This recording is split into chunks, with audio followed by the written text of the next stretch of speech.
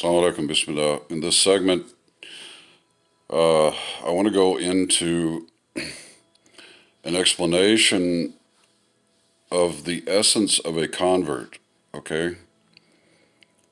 And I've been a Muslim 33 years, and I've never heard anyone really explain this. And it's significant, okay? So Allah subhanahu wa ta'ala has created all of the children of Adam, alayhi salam. And we're told by Rasulullah sallallahu alaihi wasallam that after the creation of all of the human souls, that Allah subhanahu wa ta'ala has gathered them in a place called Alam al-Arwah, okay? It's the world of the souls. And the souls of human beings are Shaqi and Sa'id, okay? There are souls that are destined to end up in happiness and bliss, and there are souls that are destined to end up in a wretched state, okay? So in other words, we may say the souls of mu'mineen, believers, and the souls of kafir, okay? Now, from these souls, the souls of believers, there is a small percentage who are destined to be sent into this life, okay, in a family and among a people who did not have Islam and did not know about Islam. Okay, those are the souls of converts, people who will, at the time that Allah subhanahu wa ta'ala has destined for them, they will hear the message of Islam and convert. And Allah subhanahu wa ta'ala mentions this in the Quran. وَقَالُوا رَبَّنَا إِنَّنَا سَمِعْنَا مُنَادِيًا يُنَادِي لِلْإِيمَانِ أَنْ آمِنُوا بِرَبِّكُمْ فَآمَنَّا. Okay, I'm not translating this, but I'm paraphrasing it, that these souls, okay, they hear at some point the message of Islam and they grab hold of it and they believe it. Okay, and that is the point of conversion. Okay, now this is very significant in so many ways. I talked about in earlier segments, okay, the commonality between converts throughout history, whether you're talking about converts today or the Sahaba, okay? And it's significant in that sense that these are human beings who, once we enter Allah's deen and grab a hold of it, okay, now there is a significant distinction between us and our own families, between us and our own friends, between us and the people of our society, okay? And to varying degrees, that can cause very serious problems, all right? A lot of converts will have like a negative reaction, okay, at the minimum, from their parents. I've known converts who were living with their parents and got kicked out in the street when they became Muslims. I know a convert brother who became a Muslim back in the 60s. He said that when after he became a Muslim, his mom went to the church and brought two priests to come make an exorcism. Okay. So, and for me, I mean, my mom and dad, kind of chilled after a while.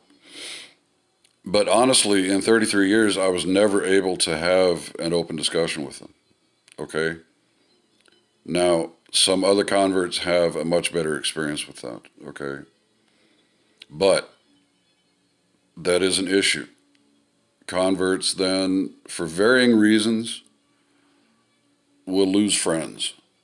And it can be that the friend just doesn't like the fact that you become a Muslim, or they're always going to say something negative about it and you get tired of it. It could be that the convert, is trying to get away from certain habits and just doesn't want to be around those people anymore. It could be that the convert now is investing so much time in studying Islam and in practicing Islam that they really just don't have, those old friends just aren't in focus anymore. Okay? It can be that the convert has to pack up and relocate. Okay? And so that's what happened to me, and I lost everybody in my life. Okay? And I've known a brother, who became Muslim just a few years ago. And literally, when he became a Muslim, boom, his wife asked for a divorce. Okay? So it can be devastating. Now, with that very negative impact on our lives, very harmful, like I said in a previous segment, okay, a human being can't live in this world alone. And that's why the Sahaba were very tight. Okay? Their lives depended on each other, and they still couldn't solve their problems. And so they had to make the hijrah into Medina and then set things up to solve very serious problems so they could establish their lives. And here we are today, and there is nothing. 50, 60 years, the Muslims who came here have done nothing. Zero. Okay? And like I said in another segment, going to the masjid is useless. And that's the masjid is a place that is supposed to be responsible for the mission of dawah, and you can't find one Muslim there, including the imam, who ever even paid attention, and they don't know a damn thing about converts. Okay? Well, I mean, it's ridiculous. Okay.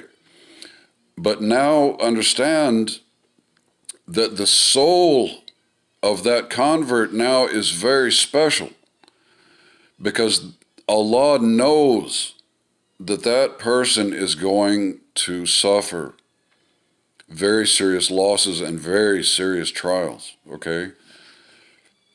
And so the convert should be respected for having like an extra special and an extra strong commitment to Allah and to Allah's deen. Okay? Because we're going to go through things that born Muslims don't go through. All right? But now finally, there are two other verses in the Quran, and both of them, Allah subhanahu wa ta'ala is explaining certain conditions in which He brings converts to Islam, and it's because the existing Muslims are in a state of failure. Okay? So in one verse, إِلَّا تَنْفِرُوا يُعَذِّبْكُمْ عَذَابًا أَلِيمًا وَيَسْتَبْدِلْ قَوْمًا غَيْرَكُمْ. That if you do not go out striving and sacrificing for Allah's deen and working for Allah's deen, if you become such a people that you won't do that, Allah will punish you and replace you with somebody else. And then in the other verse, Allah is talking about spending. that when the Muslims refuse, okay, to spend sufficiently for the sake of Allah's deen, يَسْتَبْدِلْ قَوْمًا غَيْرَكُمْ ثُمَّ لَا يَكُونُوا أَمْثَالَكُمْ. Allah will replace you with another people and they will not be like you. Okay? And so we can see this now. Converts very committed, and the general population of Muslims is a failure. Okay? I mean, have basically left Islam, will not work for Islam, and I mean, they just perpetuate their own failures and their own disasters. So when you ignore converts, you are losing the best people in the community. Okay? Because all through the history of Islam, it was always converts and converted peoples who brought a revitalization of Islam. Okay? Bukhari, Tirmidhi, Ghazali, okay, so many of the great scholars of Islam, okay, they weren't Arabs. They came from converted peoples. Okay? So the community loses that energy and that fresh intellect and that fresh perspective. Okay? So, I mean, you know, it's just another item in the list of ways that Arabs and daisies screw themselves, and the Masajids screw themselves by not doing the right thing. Okay? The way Muslims are today, honestly, converts are like the last hope. And here you are, mashallah, your community completely ignored it. You lost 90% of the converts, and you destroyed the lives of converts. You know, your community is garbage, and with the work of converts, your community would be functional. Okay? I mean, you really jack things up. Okay? Anyway, jazakumullah khair. Assalamu alaikum.